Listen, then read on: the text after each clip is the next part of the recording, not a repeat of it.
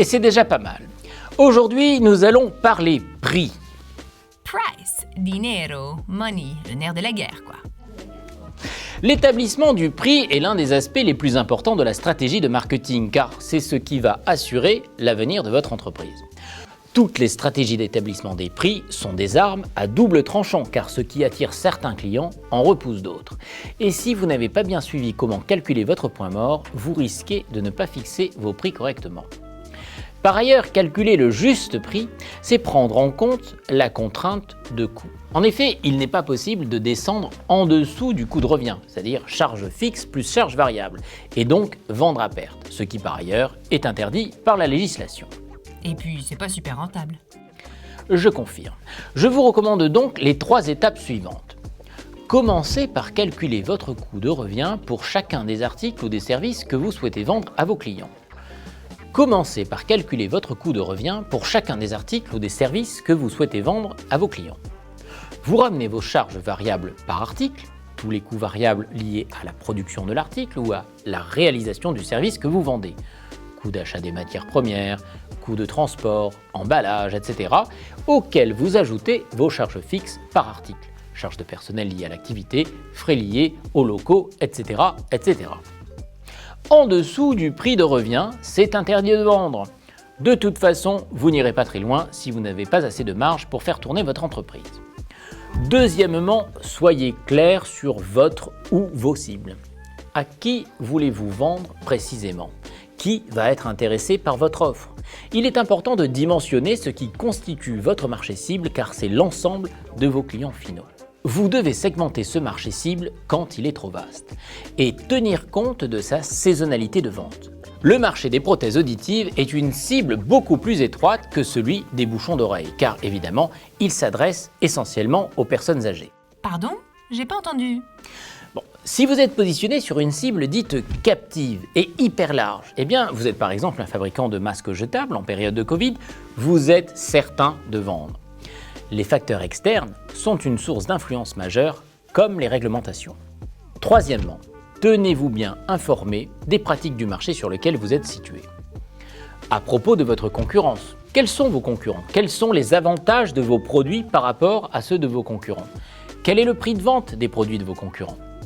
À propos des distributeurs de vos produits, quel coefficient appliquent-ils ? De quelle marge ont-ils besoin pour référencer vos produits à coup sûr ?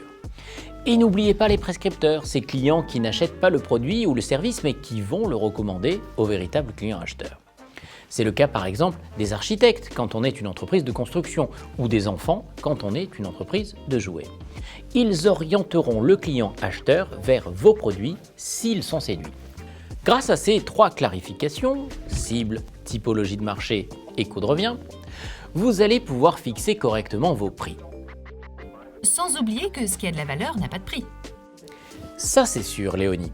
Le juste prix est le résultat d'un bon équilibre entre un prix minimum pour votre entreprise et un prix maximum que les clients seront prêts à payer pour acquérir votre bien ou vos services. Il existe 7 modèles de prix.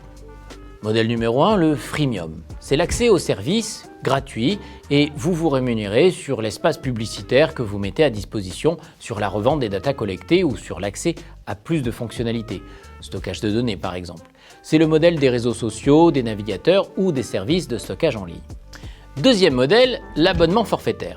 L'accès aux services se base sur un abonnement à un coût plutôt bas et fixe par exemple, et c'est le modèle des plateformes musicales ou VOD. Troisième modèle, l'abonnement à plusieurs niveaux. Ce modèle utilise la technique de l'ancrage car il propose un forfait payant qui peut commencer à un niveau très bas, voire gratuit, jusqu'à un niveau très élevé. Le client paye pour ce dont il a besoin uniquement, l'idée étant ici de lui faire acheter majoritairement le prix moyen qui est le prix où vous souhaitez l'amener. Quatrième modèle, payez ce que vous voulez. C'est le modèle des collectes de fonds ou des ventes de charité. Certains restaurateurs proposent aussi ce genre de prix pour leurs menus. Ils ont d'ailleurs constaté que les clients payaient plus que s'ils avaient été tenus de payer un prix imposé, comme dans les restaurants classiques. Cinquième modèle, le prix de gros. Le prix baisse à mesure que le volume de biens ou de services augmente, ce qui est courant en vente B2B. Sixième modèle, le prix de marché. Il évolue en fonction du marché, augmentant ou diminuant en fonction de l'offre et de la demande. C'est le cours de bourse, typiquement, ou par exemple le prix immobilier. Enfin, septième et dernier modèle, le prix dégressif. Le prix est fixé en fonction des besoins du client ou de sa demande. Mais il reste encore deux éléments super importants à prendre en compte avant de choisir le ou les modèles de pricing que vous souhaitez mettre en place pour la vente de vos produits ou de vos services. Le premier, c'est le temps. Et le temps, c'est de l'argent. Comme tu le dis. Oui, et ce n'est pas le même choix stratégique d'aller sur une stratégie de pénétration du marché, avec un prix très bas pour gagner une base de nouveaux clients, quitte à augmenter les prix dans un deuxième temps, ou sur une stratégie d'écrémage en ciblant la crème des acheteurs qui sont souvent les acheteurs précoces de vos produits. Quel impact ce choix stratégique aura sur votre équilibre financier ? Combien de temps pourrez-vous tenir si vous pénétrez le marché avec des prix très bas pour prendre des parts de marché? Ou peut-être préférez-vous fixer des périodes de baisse de prix? Ce sont les soldes. Ça, c'est à vous de voir. Le deuxième facteur important, c'est la valeur perçue par le marché. Dans un monde idéal, tous les entrepreneurs devraient déterminer leur prix en fonction de la valeur perçue par le client. Quand un produit est basique, par exemple un fabricant de t-shirts blancs, il est simple de dépasser ses concurrents avec des coûts et des prix peu élevés.